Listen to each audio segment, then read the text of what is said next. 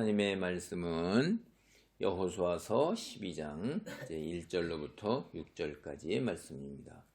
이제 이 12장 단락은 이게 이제 가나안 땅을 정복했다는 선언이 이제 앞에 있었잖아요. 23절 11장 23절 얘기만 봐도 온 땅을 점령하여 이렇게 나오면서 그 땅에 전쟁이 그쳤더라 이렇게 되는 거예요. 그러면 이제 해야 할 일은 땅을 이제 12지파에게 분배해서 나눠주는 일이에요. 근데 그 분배해서 나누기 전에 이 정복이 이루어지는 그 과정 전체를 다시 한번 회고를 하고 복습을 할 필요가 있는 거예요. 이거 굉장히 중요한 겁니다. 우리가 어떤 결정적인 사건에서 이제 그 마무리가 돼서 또 새로운 시작이 이루어질 때는 그 과정과 경과를 다시 한번 회상을 해보고 새로운 시작을 나아가는 거예요. 그냥 덜커덕 나가는 게 아니라 이 말이에요. 세상도 그래요. 세상에 여러분이 보세요. 학교를 다녔을 때 졸업식을 하죠. 그럼 그게 마무리한 거잖아요. 초등학교 졸업식이든 어떤 학교든지 그동안에 자기가 학교를 다녔던 거를 회상을 하면서 기억을 해서 이러이러해서 이렇게 다녔고 이러한 일들이 있었고 라고 굵직한 것들을 회상을 하면서 마무리를 한다 이 말이에요. 이게 마무리인데 그 마무리는 결국은 다시 또 뭘로 들어가요? 초등학교는 중학교에 입학식이고 중학교는 고등학교 입학식이잖아요. 대학을 졸업한 사람은 사회인으로 가거나 공부를 더 계속하는 사람들은 또 대학원에 진학을 하거나 이렇게 졸업이 새로운 시작인데 그간 자기가 해왔던 걸 회고를 토대로 해서 새로운 시작을 명확하게 각오를 가지고 이제 새로운 첫걸음을 내딛는단 말이에요. 이게 구분이라는 게 굉장히 중요한 거예요. 이게 그냥 뭐 이게 이것도 아니고 저것도 아니고 흐물흐물해서 그냥 이렇게 간다 이 말이에요. 우리 요즘 시절에 참 그 안타까운 것이 이게 입학된 건지 졸업이 된 건지 뭐가 시작하는 건지 이게 흐물흐물하고 그렇게 해서 이걸 굉장히 스스로가 다 무너뜨렸어요. 이게 물론 그 과정 속에는 여러 가지 사회적 분위기와 이런 것도 있었는데 그러면 그런 걸 알면 다시 이 의미를 되새기고 되찾아야 되는데 이게 그런 부분에서 참 안타깝다는 생각이 들어요. 여러분이 왜 이렇게 조상들도 이렇게 뭐 성년식 같은 거 이런 거 대단히 귀하게 여겼고 결혼식도 귀하게 여겼고 장례 지내는 걸 굉장히 귀하게 여겼어요. 그게 하나의 획의 구분이기 때문에 그걸 굉장히 크게 기념해가지고선 굉장히 힘을 많이 쏟는 거예요. 여기도 마찬가지입니다. 이제 가나안 땅을 다 정복해서 분배를 시작하려는 시점에 이 정복 여정을 회상하고 복습하고 다시 기억을 해보는 것 이게 필요하기 때문에 12장은 그 얘기예요. 이게 그래서 12장 1절로부터 6절을 봅니다. 이스라엘 자손이 요단 저편 해 돋는 쪽 곧 아르논 골짜기에서 헤르몬 산까지의 동쪽 온 아라바를 차지하고 그 땅에 쳐 죽인 왕들은 이러하니라. 시호는 헤스본에 거주하던 아모리 족속의 왕이라. 그가 다스리던 땅은 아르논 골짜기가에 있는 아로엘에서부터 골짜기 가운데 성읍과 길르앗 절반 곧 암몬 자손의 경계 야복강까지며 또 동방 아라바 긴네롯 바다까지이며 또 동방 아라바의 바다 곧 여메의 벳여시못으로 통한 길까지와 남쪽으로 비스가 산기슬까지이며 옥은 르바의 남은 족속으로서 아스다롯과 에드레이에 거주하던 바산의 왕이라. 그가 다스리던 땅은 헤르몬산과 살르가와 온 바산과 및 그술 사람과 마아가 사람의 경계까지의 길르앗 절반이니 헤스본 왕 시온의 경계에 접한 곳이라. 여러분 이게 보면 여기에 해상은 여호수아와 이스라엘 민족이 가나안을 정복하고 난 다음에 이제 그 뿌리서부터 훑어가기 시작할 때 여호수아가 시작했던 일이 아닌데 기원이 되는 거예요. 모세의 일이에요, 이게. 그러니까 이 얘기는 여호수아가 시작의 근원을 어디다 두고 있냐면 모세에다 두고 있는 거예요. 그러니까 모세의 뒤를 이어서 하나님께서 말씀하신 것을 행하는 사람이 누구냐? 여호수아다라는 거예요. 그러니까 여호수아의 정통성을 얘기하는 거죠. 그래서 우리도 이것이 굉장히 중요한 거죠. 내가 그냥 임의로 너희들의 지도자가 된 것이 아니고 뿌리를 보면 하나님께서 모세를 일으켜 세워서 너희를 이 땅으로 냈는데 그 모세의 뒤를 이은 사람, 하나님 말씀을 받드는 사람이 바로 우리고, 그래서 그 기억을 여기서부터 이끌어가는 것입니다.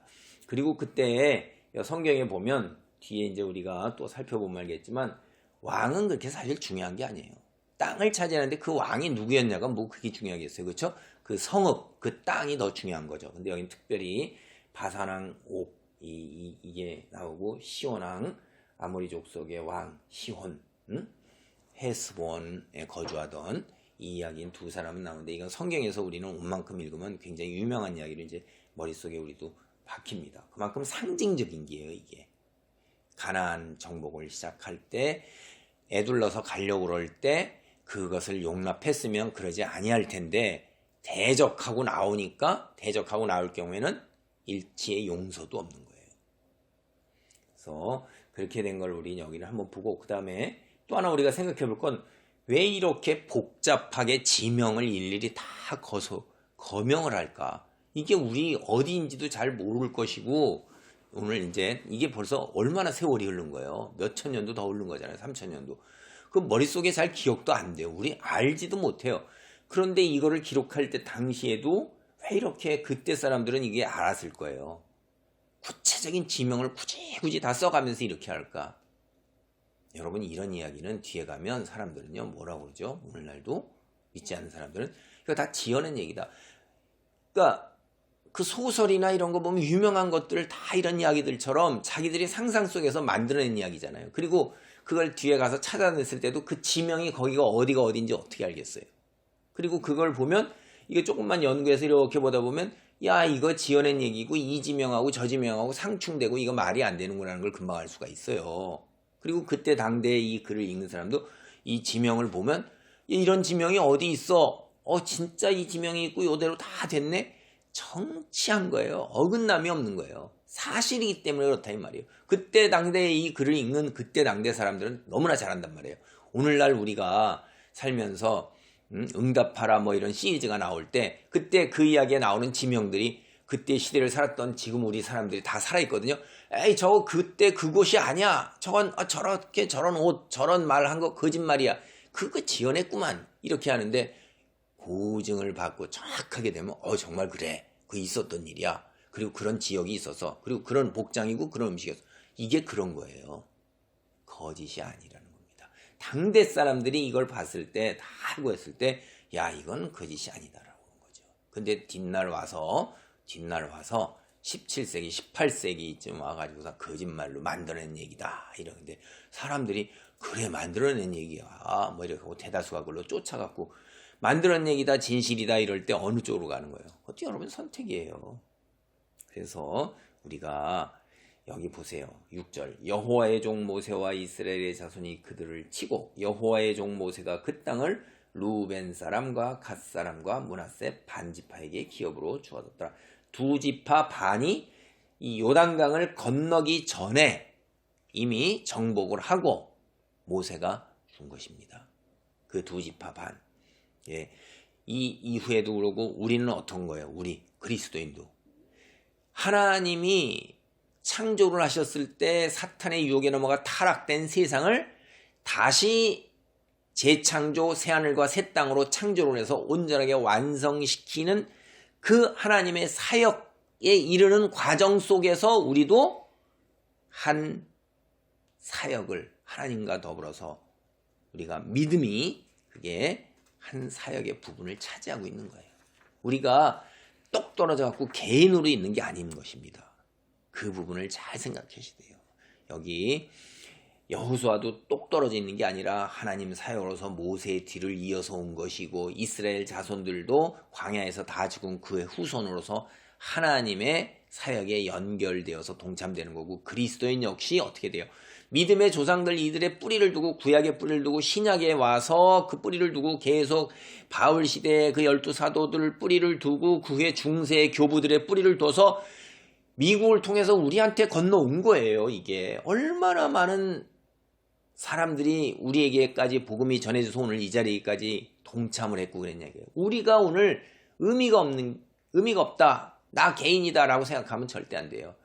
C줄과 날줄로 다 얽혀 있는 거예요. 가로 세로로 얽혀 있는 것입니다. 나가 다 알지 못하지만은 내가 신앙을 지키고 사는 것은 하나님 사역의 완전한 새하늘과 새 땅 창조를 이뤄가는 과정 속에 내가 나사하나요? 바퀴하나요? 그거를 차지하고 있는 것입니다. 뒤에 후손들에게 어떠한 영향이 있고 옆에 있는 같은 동시대를 사는 알지도 못하는 사람에게까지 나의 영향이 다 서로가 가고 있는 것입니다. 연대되어 있는 거예요.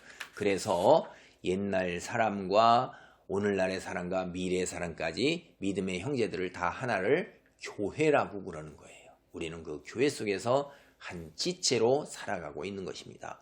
각자 삶의 자리에서 믿음을 지키고 빛의 자녀로 역할을 감당해야 되는 거예요. 그 역할을 얼마나 감당했느냐에 따라서 하나님께서 우리에게 크신 상급이 있고 질책이 있을 것입니다. 큰 상급의 귀한 축복과 은혜의 자리에 있기를 바랍니다. 아멘.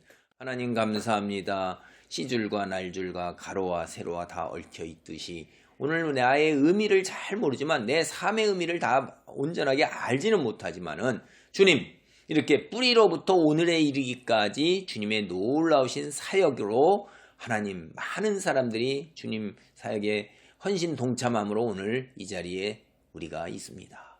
우리의 소명, 빛의 자녀 잘 감당하여 하나님 완성의 자리에 이르기까지 아버지 하나님이여 복된 자리에 있도록 도우소서. 예수님의 이름으로 기도하옵나이다. 아멘.